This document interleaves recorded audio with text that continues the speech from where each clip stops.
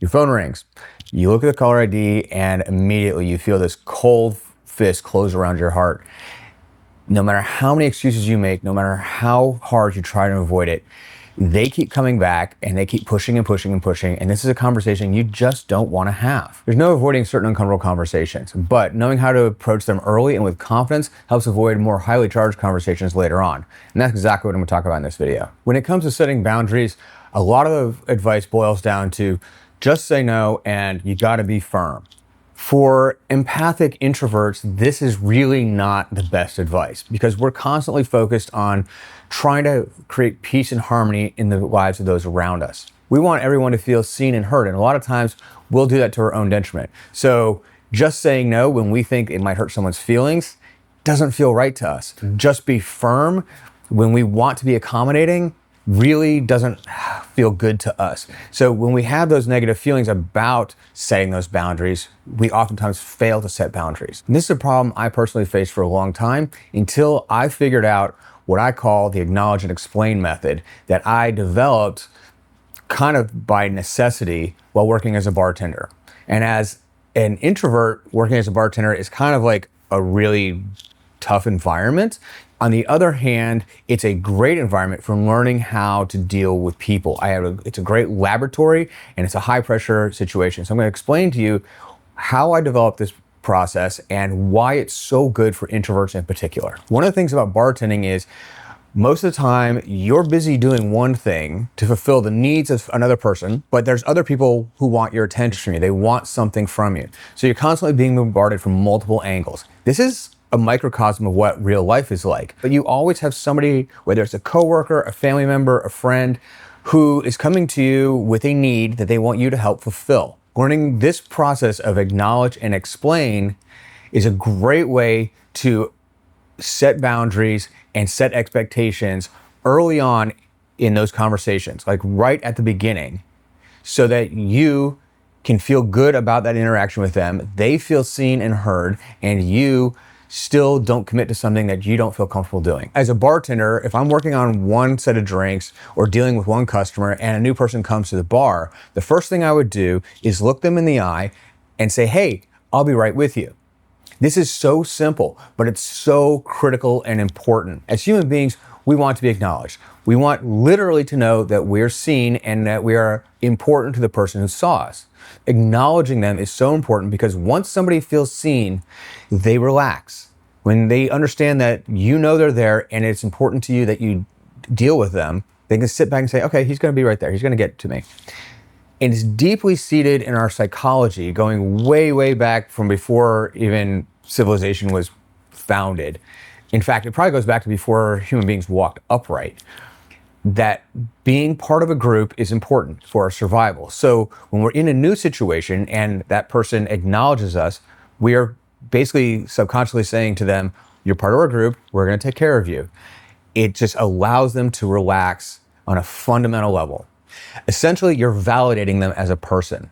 And I'll talk about it in a minute, how that translates into things beyond simple I'll be right there. Now, as a bartender, if I'm talking to another guest or making a bunch of drinks, it's pretty evident what I'm doing. When I say I'll be right there, they don't really need an explanation. They know why.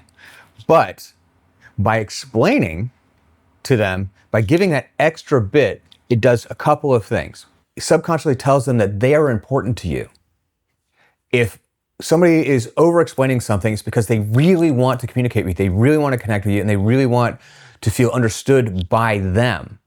So they can see that I'm doing something, but by saying, I'll be right there as soon as I finish this, I'm saying, I really need you to understand. And because I need you to understand, that means they are important to me. So you're communicating how important they are to you. This is part of making them feel really seen and important. So there was a study done a long time ago, back in the 80s, when Xerox machines were a thing.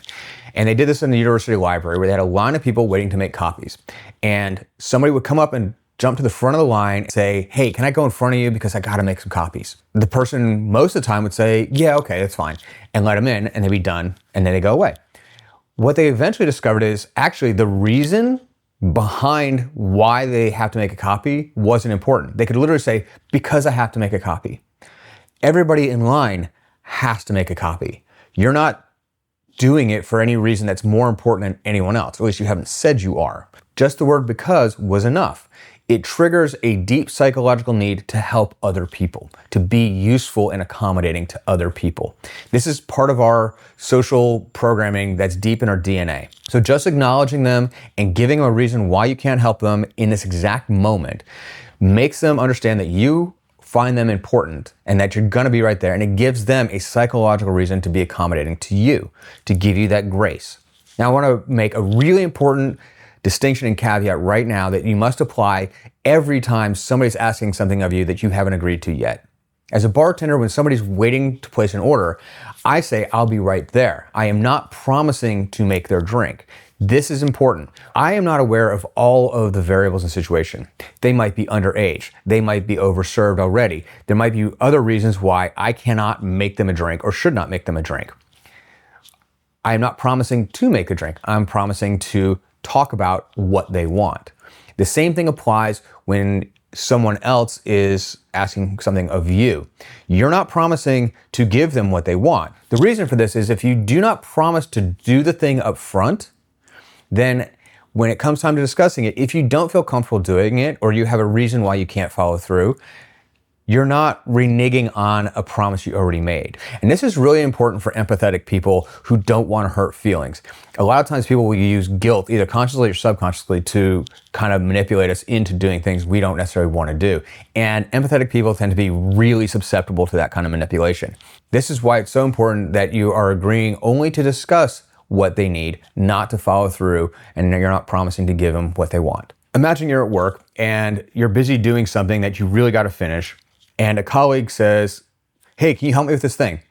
If your response is, sure, I'll be right there, or give me 1 second, those can be interpreted as, I will help you in 1 moment when I finish what I'm doing. On the other hand, if you go, let me finish what I'm working on and then we'll talk about it, and then we'll talk about it is critical. Now you have not promised to follow through. This is a habit that it takes a minute to develop, but it's really critical to do, and it will change all of your interactions and all of your boundary setting relationships, because instead of feeling like, oh, I did actually promise that, or they could have heard that as a promise and so I guess I should follow through, instead of having that uncertainty and then anxiety in yourself, you know right up front, I did not promise to do that. When it becomes a habit to respond to a request in this way, you've already created a boundary. By setting those boundaries early on like that, you avoid those harder conversations later. And the reason this is so important for empathetic and intuitive people is because we want to maintain our integrity. If we agree to do something, we want to do it. But also, if we think the other person perceived us as agreeing, we're going to want to fulfill that expectation, even if it's not what we actually meant by what we said. This is why being firm can be so difficult for intuitive empaths and introverts, because we really care about how the other person feels. If we understand that we misspoke and we gave them an impression that we didn't mean to, we're still going to feel pressure to follow through on that. By creating the habit of not giving that impression, only promising to consider what they want, we have set that boundary at such an early stage that then the rest of the conversation goes the same way. We choose, we make those boundaries. It's way more powerful than being firm or setting expectations. At first, this might feel uncomfortable. What you're gonna find very quickly is that most of the time, no one questions it. It's one of these things that you're overthinking because you think so deeply about everything everyone says and the motives behind them.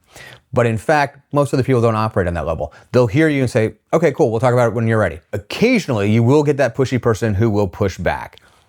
In that case, that's when you do have to be firm. But you're not being super firm about like this isn't a huge blow-up fight. It's simply repeating what you said.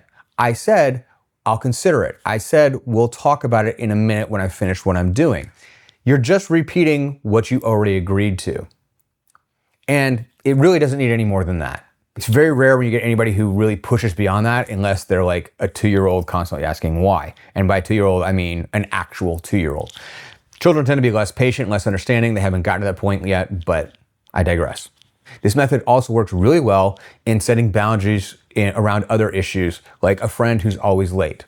If you're like me, Somebody who's late drives you nuts. I try to be punctual. In fact, to me, on time is late, 5 minutes early is on time. I'm one of those people. If I say we're gonna do something at 4 o'clock and I get a text from you at 4 o'clock saying, hey, I'm 5 minutes away, I understand that. If I don't hear anything from you and you don't show up till 4:30, or worse, at 4:30, I get a text from you saying, hey, I'm just leaving the house now, I'm gonna be mad. Like, you're wasting my time. I feel disrespected. How do you address that with the acknowledge and explain? Well, you start with the acknowledge. Acknowledging is seeing them, recognizing their problems, and letting them know they're important to you. So you can start off with, hey man, I know you're really busy and you got a lot going on. So right there, you're recognizing them, you're telling them that you understand their situation, and you're also kind of setting them up going, okay, they know we're gonna talk about something and it's probably me being late. So you're setting the stage. Next is the explain, and this is about you. This is about how their behavior is making you feel. I feel disrespected. I feel like you don't value our relationship as much when you don't show up on time, or at least communicate with me. And now you can have that conversation. Explanations are about what's actually happening. How you feel is what's actually happening to you. Saying you don't respect our relationship is assuming they don't respect the relationship. For them, it's probably more like it doesn't even occur to them that this is a respect issue because punctuality isn't a priority for them. That's their own set of values. You're making assumptions that your relationship's not important to them. So explanations always need to be about things you are 100% certain about, that they are either in your control or you have direct knowledge of them. You do not assume about other things that you cannot know for sure. When you say, I feel this way when you behave this way, that is something you have direct knowledge of. That's the key part of the explanation, is it has to be concrete. It has to be something you know for certain. To sum up the acknowledge and explain method, it's very simple. You start with acknowledging the other person. This is validating them, letting them know that they are important to you and they are on your priority list. Next is explain. This is giving an honest, non-critical response based on information you have direct knowledge of. So how you feel about a situation, things that are directly within your control, those are things that you talk about in the explanation. The last step is providing a path forward, and that happens almost by itself because now you've started the conversation. Once you've explained to them, they're going to respond, and then you have that conversation. And you're gonna have ideas of how you want things handled, and you're gonna be open to ideas about how they want things handled, and you'll find a solution that works for both of you. That's it. It's really that simple, and it's extremely powerful. And once you develop the habit, you're gonna see the way you interact with people and the way they interact with you drastically change for the better, and a lot of anxiety and stress is going to melt away from your life. So this video lays out the basics of the acknowledge and explain method. If you want to know more about it, I've created a free guide called Boundary Setting for Introverts. There's a link in the description down below where you can download that for free. If you found this video helpful, a like and subscribe really helps me out. And if you plan on using this method in a life situation you're experiencing right now, leave a comment. Let me know how it worked out. If you really want to take things to the next level and work with me one-on-one as a coach, there's a link down below where you can book a free consultation and we can talk about what that looks like and how it would work for you. That's it for today. Popping up on the screen is another video that could be very helpful to you. Check that out and I'll see you there.